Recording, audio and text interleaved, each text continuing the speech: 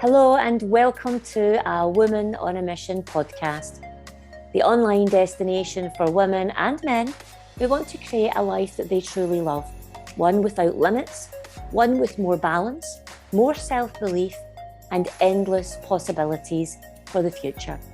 I'm your host, Deborah Craig.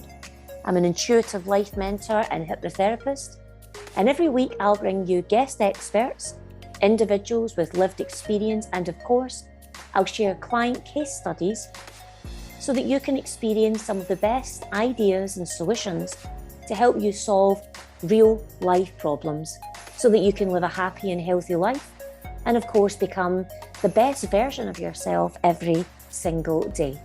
You see, I've found that to reach our full potential in our careers, relationships, our health goals, and in life, we must take a look at what's going on the inside of ourselves, as this is where the change really starts. I hope you enjoy the podcast, and remember, leave feedback and comments so that I can continue to bring you content and guests that truly help you become the best version of yourself so that you can live a life that you love. Enjoy the show. Hi and welcome everyone, all listeners out there. Good afternoon, good evening, good morning, wherever you are tuning in to listen to this week's episode of the podcast. So I'm actually really excited to bring this episode to you because I work personally with a lot of clients that suffer from anxiety. And I know, especially in the last few years, it has been such a common topic. It's been discussed a lot. And I know a lot of people that even who perhaps didn't have anxiety, certainly the stressors of the last few years have driven that towards them. And more people have been experiencing high levels of anxiety for a variety of different reasons. So I thought it was pertinent that we get an expert in the field to have a good talk with myself, and we discuss our client experiences or personal experiences, whatever comes up. And most importantly, I think it's good that we share other experiences with you so that you can actually, when you listen in, maybe you can recognize, well, this sounds like me, and there might be some helpful tips, some strategies and things that you can actually take away and hopefully improve your own life experiences. So it's such a joy for me to have this amazing guy on tonight. So I'll be bringing on shortly Paul Mori. He is a senior CBT therapist in the occupational health field who is highly experienced in the area of anxiety. So Paul, please welcome, come and join us. Hi Debbie, Hi, thanks for Paul. having me on. My absolute pleasure. Absolute pleasure. For me. Yeah, and I know it's something that we talk about regularly, both in the therapeutic field. We both work with a lot of clients, and we know people on a personal level that have been unfortunate enough to be exposed or experience anxiety.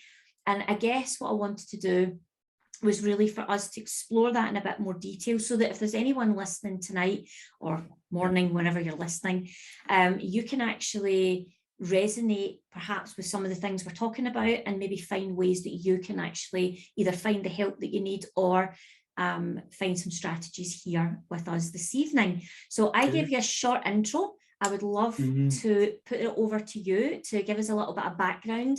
How did you get into CBT? What was your background before? And yeah, just a little bit more about what was your driver towards getting into the therapeutic world. So I currently work for an occupational health company, and I manage a team of clinicians. About 15 of them I've got in my team. So I'm a CBT therapist to trade. And it's a part of the company that I suppose it's an employee assistance, but it's management referrals that I deal with. So our customer, who's the employer, their manager is referring their employee for therapy. Okay. And you know, I think, like a lot of us, we sort of career change, changing our career, and you know, we just sort of I fell into sort of mental health and fell into CBT as well. It all happened really quite quickly for me. And I just love what I do, and I'm passionate about helping people.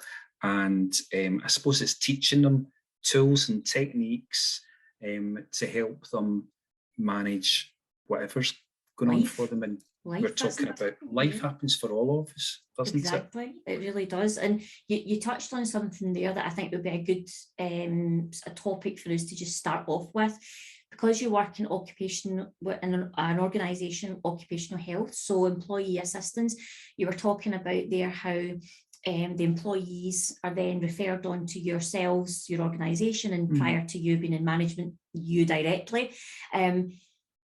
Would you say there's been a change in what you're experiencing firsthand on the sort of frontline supporting people, particularly after what's happened the last few years? Absolutely, yeah. So we've seen about a 15 to 20% increase in risk. So that could be, suicide, self-harm, just since the pandemic hit. So in the past 2.5 years. Yeah, so there's never been more of a greater need for mental health services than now. And sometimes, people can't get access to the NHS, or if they can, it's a long waiting list. So if they've got counselling that's available through their employer, then it means they can get seen a lot quicker. I love that you've actually shared that, because being a corporate gal once in my life, in my past, I was aware of having employee assistance, but it was never something, for whatever reason, I really ever thought about using. And I've spoken to other people in the past, other managers in corporate, and whilst it's very much promoted and out there, they don't always get a lot of, the big uptake on it. And I always wondered why people would fear maybe going for support, and yet it's there to help them in any area of life. It's not always about, specifically about work. It could be personal things that are having an impact on their work. What kind of things do people come to you, would you say? What kind of themes are you kind of dealing with? Well, I would reassure anyone it's a sign of strength to recognise you need help and then to go and seek that help. So if you are struggling and you're aware that your employer does have an EAP service, then speak to your line manager and ask them to make a referral into the occupational health side. Some employers have a phone line which is completely confidential, so they can phone up the EAP line, and their manager doesn't even need to know that they're accessing that. So certainly I would reassure people that it's very common for people in a workplace to be seeking help and to receive counselling or CBT, or we also do EMDR as well. But yeah, you hit the nail on the head. It could be personal issues that are impacting on work, or it could be that their work is impacting on them personally as well. You said something there that I thought was really pertinent as well, is just to pick up on that confidentiality, because I think there's a bit of fear that people don't always want to reach out for help, particularly in a work environment, in case, maybe there's that fear of, what if this gets back to my employer? Is this going to be something that I can't then be truly honest about how I feel and what's really going on?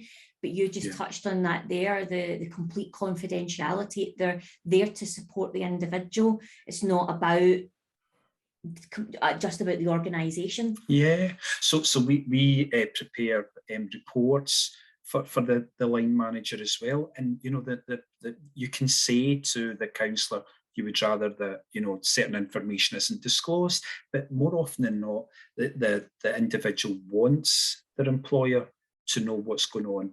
And for that to happen by way of a report, either following the assessment or maybe the discharge report, it can be a way that perhaps they can't articulate it with their line manager. So if they can tell their counsellor about it, counsellor can get it in the report, and that's another way for the manager to know what's going on for them and what they can do to help. What recommendations we can suggest that they might put in place in the workplace to help them.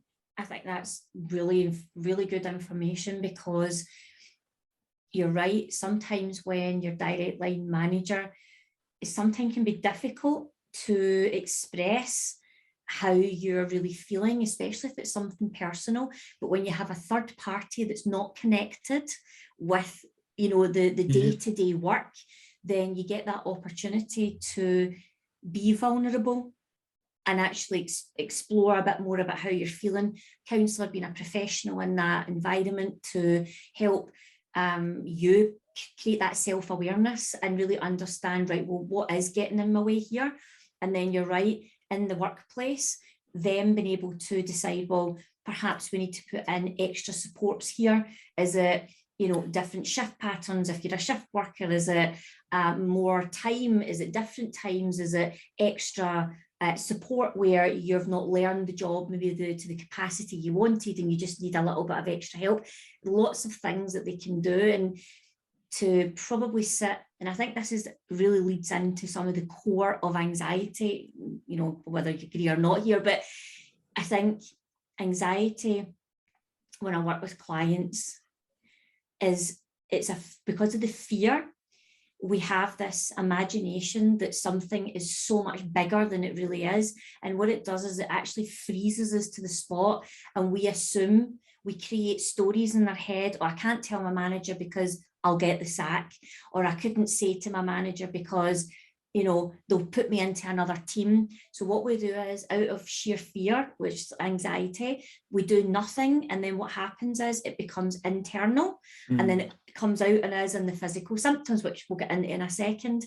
What do you sort of think on that yourself? Yeah, when you were mentioning about the recommendations like changing your shift patterns, or sometimes it could be a phased return. We sometimes recommend like a stress risk assessment, because anxiety, to keep it simple, is worry.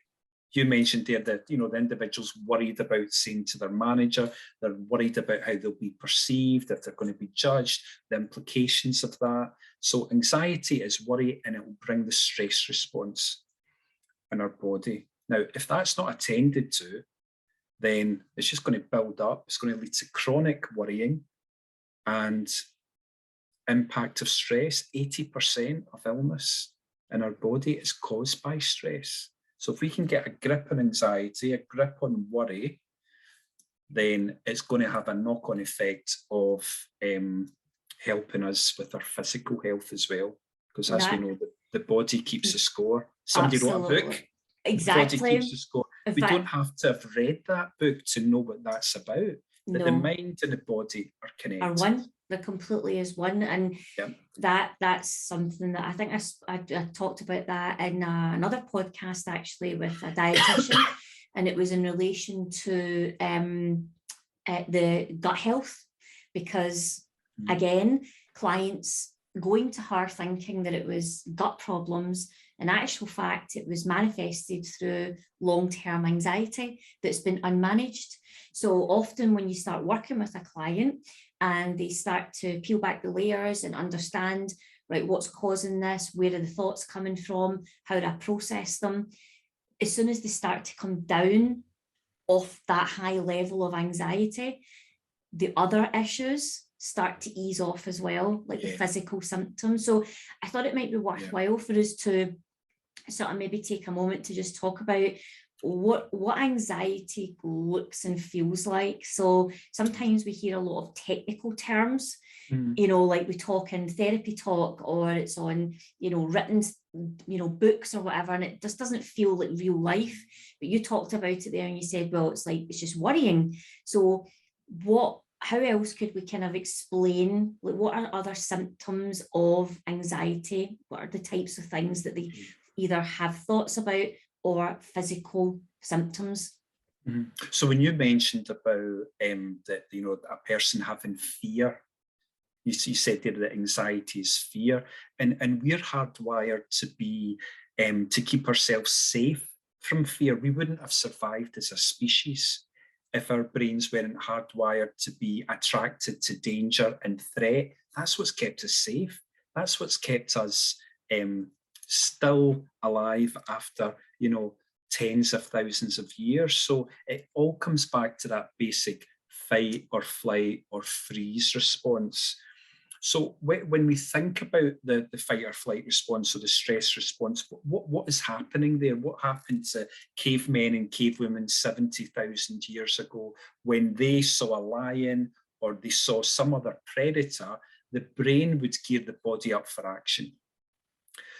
So we've either got to fight the lion or we've got to run away from it. So the blood then rushes to our hands to fight it or to our feet to run away from it. So our body's then having to process all that blood, how the heart processes the blood. So the heart's going to start beating faster because it's got all this blood that's circulating through our body. It needs processed. So somebody experiencing anxiety, palpitations, their skin might become flushed because again, all the blood is rushing about everywhere.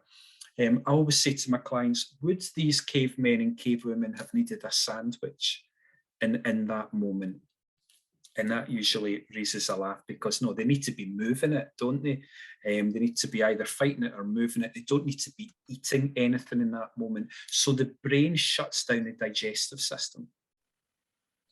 Yep. Don't need to be eating, we need to be getting on with it. So that's why our throat can feel as if it's closing over because the brain is making sure we're not going to be eating anything, nothing's passing by our throat. Our mouth can become dry. We don't need saliva to masticate the food. There's a word for you. We don't need any saliva in our mouth to digest the food. And also, if ever you've, I know for me, whenever I feel anxious or possibly nervous, I need to go to the toilet. Maybe that's an age thing as we get older.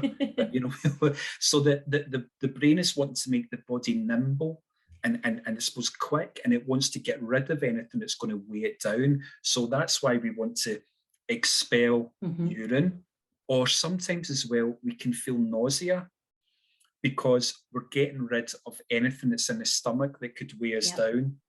So we feel nauseous, and some people say, they want to be sick, or they are actually sick. They've got that retching and maybe nothing much comes up, but it's certainly that impulse that's going on. So a hell of a lot of things going on when we're stressed. And we can bring that on sitting in our living rooms, being in our bedrooms, being in our own homes. There's no lying.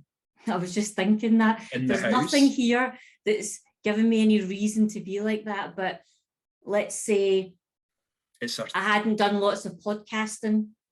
I might have had some of those symptoms before I was doing my first podcast or something like that, or my first client when I went into business, because the same physical symptoms are coming over my body. Getting the sweats on and sweating palms and squeezing my hands together and thinking, oh, what's in store for me here. But the key thing is, I think as well, is my imagination about what the outcome could be was really what it was about. My fear about what might happen. And the reality is, none of that usually happens. Very rarely does the worst possible thing in your imagination actually come into fruition.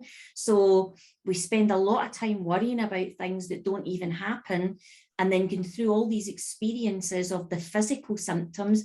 But the thing is, lots of periods of time feeling on that high alert, hyper vigilant, the cortisol, the adrenaline, everything all pumping through the body. Excess of that is actually a negative experience in the body, which then, as we've talked about, can play havoc with the gut, can cause other health conditions, skin problems, a whole host of other things. Exactly. So maybe if you're listening right now, some of this might resonate. You might think, yeah, this is me that we're talking about. So if that's the case, let's have a chat about what are some of the strategies, or what are some of the quick sort of tools that we know that the majority of what's happening here is a perceived situation, it's a fear, it's an imagined thing. So how do we get ourselves back into the present moment, start to be practical? Because one thing that I know to be true, I've worked with enough anxiety clients to know that sometimes applying logic just doesn't the anxiety isn't logical. So I know something isn't what I think it's going to be, but yet my brain's still taking me to that place, my imagination. So I guess it's how do we bring ourselves to where we need to be to get clarity, rather than trying to practically, logically bring ourselves out of it, because it's not always going to work. Yeah.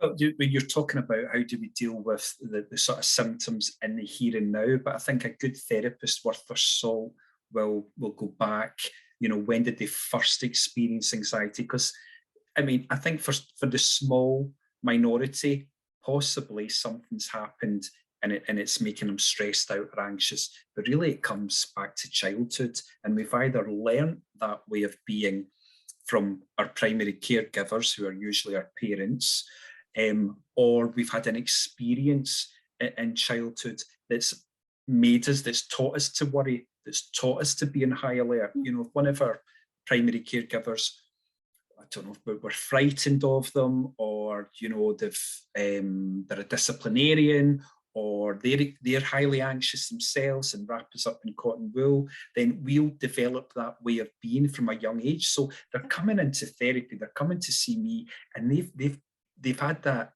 habit of mind, they've had that way of being for a long time. So I think it's important that a psychologist came up with this the relaxation response to counter the stress response. So really important to be able to relax, and we can do that very simply by focusing on our breathing, because our breathing quickens when we're anxious. Yep. We're having to process all that blood, we're dealing with our heart pumping all that blood, our breathing starts to quicken. So if we can slow the breath right down, then the brain will soon catch up. Paul's not anxious, Paul's in his living room, he's now going into that relaxation state. Then things will start to calm down. So that there's breathing exercises, mindfulness exercises. Yep. These are all things, the body scan, the 3-minute breathing space, the hourglass meditation, all these different things, progressive muscle relaxation. They're all things that we can, practice on a daily basis to help us manage the physical symptoms of anxiety. But really, we want to get down into worry. What is worrying us? You talked about, maybe the worst case scenario. So I've got a client just now actually who is doing exactly that. They are overthinking everything, and they're imagining different scenarios and seeing these different scenarios through to the catastrophe. Yeah. So it's interesting when you ask someone, well, what are the advantages to that? Because they're in therapy, they want to change things about themselves, but there must be some advantage to it. Why are they doing that? So we're then uncovering their beliefs about worry.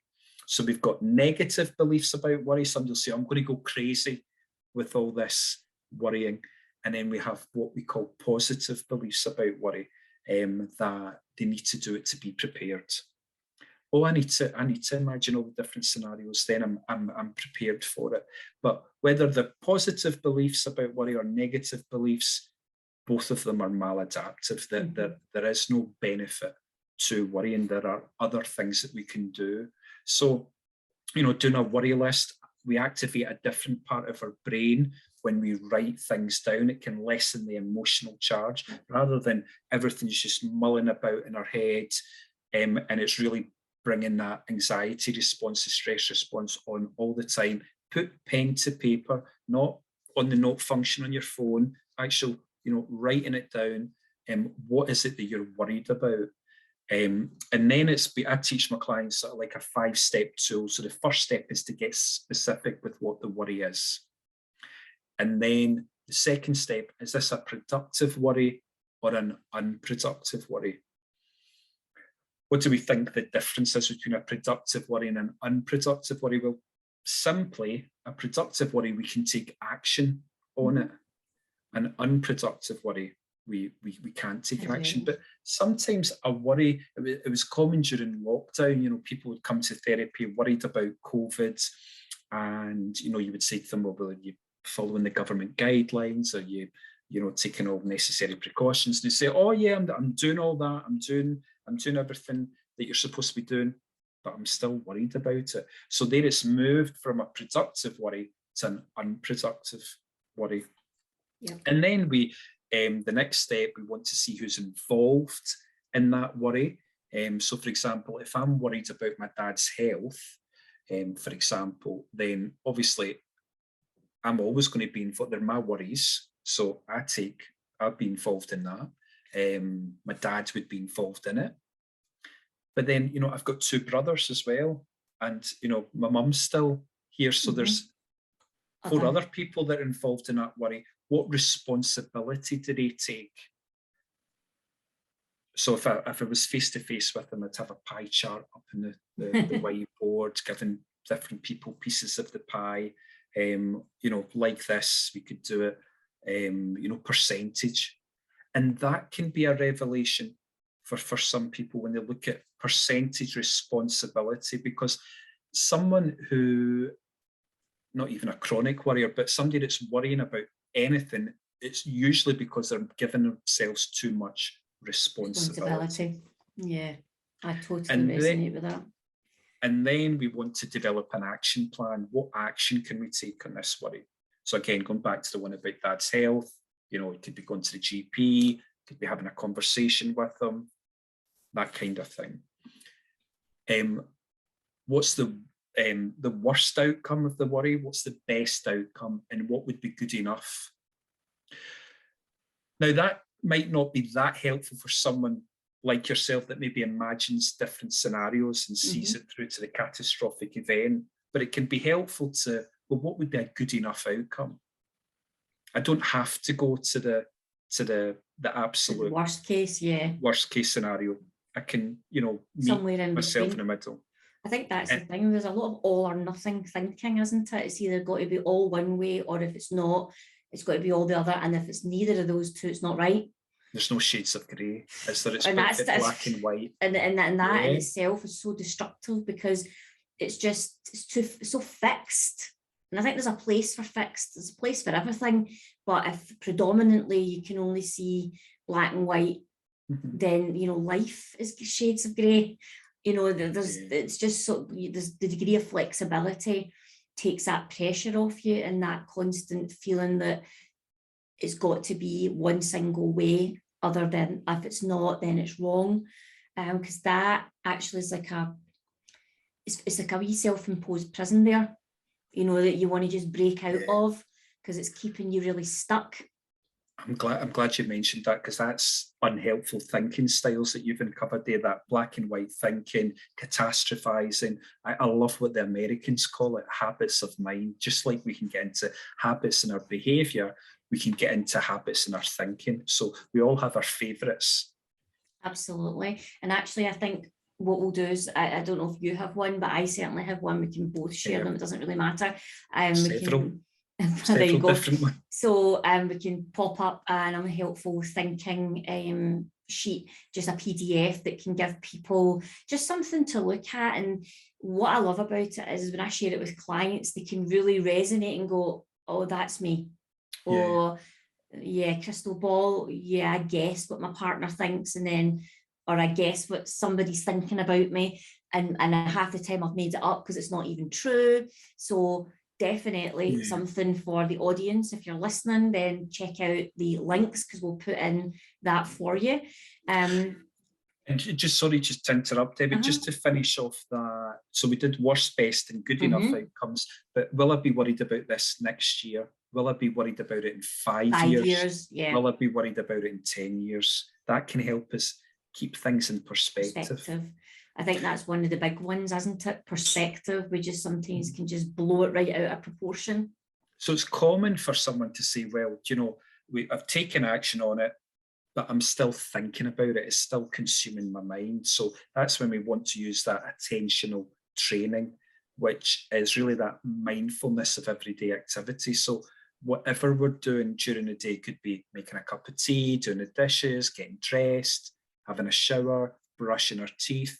The mind, our brains are so amazing, they can cope with more than one thing at a time. So these things that we do in, day out, what they call mundane activities of everyday living, our mind can wander to our worries. So becoming more mindful of what we're doing in the present moment. Yep. So I'm now getting a toothbrush. I'm now putting on the toothpaste. What does that feel like in my mouth? What does that taste like? Oh, there's my mind wandered again. Stop. So saying stop to yourself and then have that commentary going in your mind of what you're doing in that present moment, whatever it is. And also setting up a worry time can be really helpful as well. Yeah, I use that one with clients. Yeah, so you've got between, I don't know, say 8:30 and 9 o'clock in the morning. That's when I can worry to my heart's content. I'll sit here, and that's when I'm going to do all my worrying. But out with that time, I will postpone it. So again, stop, have the commentary going of what you're doing in that present moment, but also saying to yourself, I don't need to worry about that just now. I can worry about that at my worry time. And with everything, we can't just do it once. No, it's this just about has to to say be consistent repetition. Daily practice. That actually leads me on, Paul, because I was doing a podcast. You can check out the episode for this. It was with Kate Thorne, and it was all about healthy habits, about a morning game changer. And it doesn't really matter about a morning routine. That's amazing. If you can do that, listening to the episode, you'll really enjoy it. But it was more to do with even clients with anxiety. I very much focus on what their habits are prior to sleep, during the night. Is their phones, are they going on? Are they scrolling? Are you opening your eyes in the morning and the first thing you do is look at your phone and read something? Kicks off the cortisol again, because if it's a text that makes you unhappy, or an email, or a post on social media, you're not even giving yourself a chance to get off the starting line to have a great day. So as soon as you're into your day, the more mindful you can be, the more present and aware, definitely helps. But my suggestion and my tip for the day is give yourself the best chance to actually have a good day. And the best way to do that is start with a really good morning routine. Now, it doesn't have to be something fancy. You can hear more in the podcast if you want to know more. But ultimately, my biggest suggestion, and I use the same tip in that podcast, is please stop taking your phone into your room at night. Get yourself an alarm clock, and it will change your life, especially people with anxiety, because the phone during the night and the phone before bed and then the phone as soon as you open your eyes, there is no space in there to even give yourself a chance to look forward to your day, to look forward to anything, when you're just consistently bombarded with messages that set off your worrying, your anxiety, your fears, your stressors, the cortisol pumping in your body. You'll probably have insomnia. Add it all together, a wee game changer for you. Stop taking your phone into your bedroom at night. I think we use the phone far too much, or it could be a tablet, or it could be the laptop. We use technology far too much to engage in a mindfulness exercise or to engage in a relaxation exercise. Let's do it for ourselves. Again, I teach my clients the body scan or the hourglass meditation, so that they can call upon it whenever they need to. It could be, sitting waiting in a doctor's surgery, on the bus, at home. We're not dependent on the phone to do it for us, to listen to it. We want to be doing it ourselves. I think an evening routine is another 100%. Great idea. And that's when, because a lot of people will say that they can't get to sleep because they're worrying. And again, they'll tell you that positive belief that, well, I need to do that to be organised. I need to do all my worrying before I go to bed. Otherwise, I wouldn't get anything done the next day. I don't believe that. We can write it down. That's what I would say. I always call it brain dump. If you've got things in your head before bed, brain dump it out, get it out your head, get off your phone at least an hour before you go to your bed, reduce your TV time, maybe read a book, something inspiring to settle down the mind. And I think one of the things that people find really challenging is actually being in silence of any kind, because we're so used to lots of activity, things that take the brain away. We're so easily distracted. But the more you can train your brain and train your mind to be aware of where you are, what you're doing, stay present and enjoy that moments of silence, that definitely helps to overcome and actually manage those anxious thoughts when the mind's just running away with you. Because the more you can get good at training it to come back to center, the easier it will get, and you'll be feel that more sort of stable and balanced on the inside, because then you get the chance to have clearer thinking, make better decisions, better outcomes. You're responding instead of reacting. So many things come from that awareness of how you're feeling physically, emotionally, mentally, and then deciding what you're going to do to bring more sort of harmony into your life. We need to be winding the brain down for restful sleep. You'll remember, Debbie, that top tip for sleep. Like, how do we get a baby to sleep? We dim the lights, we give it a warm bath, a hot milky drink, get it really in the right, I was going to say frame of mind, but who knows what the baby's frame of mind is. But, getting it into that position where it's conducive to having sleep, not when we're doing everything at 1,000,000 miles an hour and we're being overstimulated. I think that's exactly what I was looking for there. You've just nailed it there. The very phrase is that constant stimulation for the brain. There's no opportunity to switch off, because we're either thinking about something that's happened all day or last week or last month, or we're thinking about what's happening tomorrow, and we're stealing the joy out of what's actually happening in front of us, or relationships, friendships, or families, or whatever it is, even just as simple as reading a book or whatever it is you want to do. If you're not there with it, then you're doing yourself a disservice there. So and robbing yourself of your joy. I'm glad you mentioned that, because it's again common for clients to say, maybe not at the beginning of therapy, but maybe during it, they'll say that, I feel down and I don't understand why I feel down. Now, if I'm a chronic worrier, if I'm worried all the time, what effect is that going to have in my mood? Wow. It's not going to make me happy, is it? So I always say it's buy one, get one free with depression and anxiety. So, if we can really, use these tools and strategies, really get to grips with it, then it will have a knock-on effect on our moods. 100%. So just to wrap up here, because we could probably wax lyrical about this topic, and to be fair, I'm probably going to get you back on again at another later point, because I think anxiety is just something that's been here for a long time, and I don't see it going anywhere anytime soon. So, a lot of people are needing support, and anything that I can do, I'm on a bit of a mission at the moment, that anything that I've been learning on my own personal journey, supporting clients, the people that I've met, and the work that I actually do, it's not always possible for people to have that opportunity to work with somebody one-to-one. So being able to provide a service where we can actually share what we know, I feel is an opportunity, was a gift to be able to do that. So I suspect I'll have you back on for sure.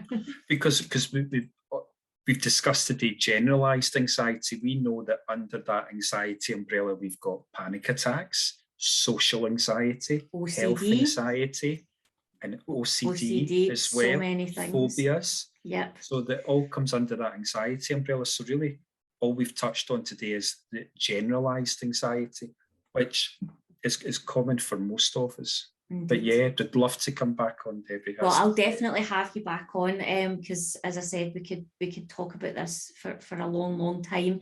But I hope whoever's been listening in to this particular episode has found some good tips and strategies, and has maybe resonated with some of the things that we've either spoke about, whether it's client work or things that we've experienced.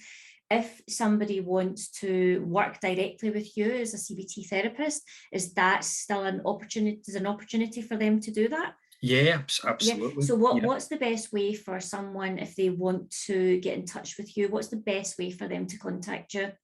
I could give you my email. It's paulcmori@outlook.com. Brilliant. And Mori is MORI. So paulcmori paul@outlook.com. Now, I will be putting all the links into the information as this podcast comes out, but just for anyone that's listening in right now, that is the best way to contact Paul. So all that's left for me is to say thank you very much, and I really do look forward to the next time that you are coming back onto the podcast. It's been a pleasure, Debbie. Thanks for having me. You're welcome. Thank you, and bye-bye. Thank you for tuning in to this week's episode. I hope you enjoyed it, and I hope you've taken away something valuable, even a golden nugget that will help you move forward with your life so that you can become the best version of yourself and really have that life that you love. So I will see you back here every Tuesday. A new episode will be released, same time, same place. And if you want to sign up so that you're notified when these new episodes are live for you to listen to, then all the details will be in the description. So thanks again, and I hope you enjoyed the show, and I'll see you again next week. Bye-bye.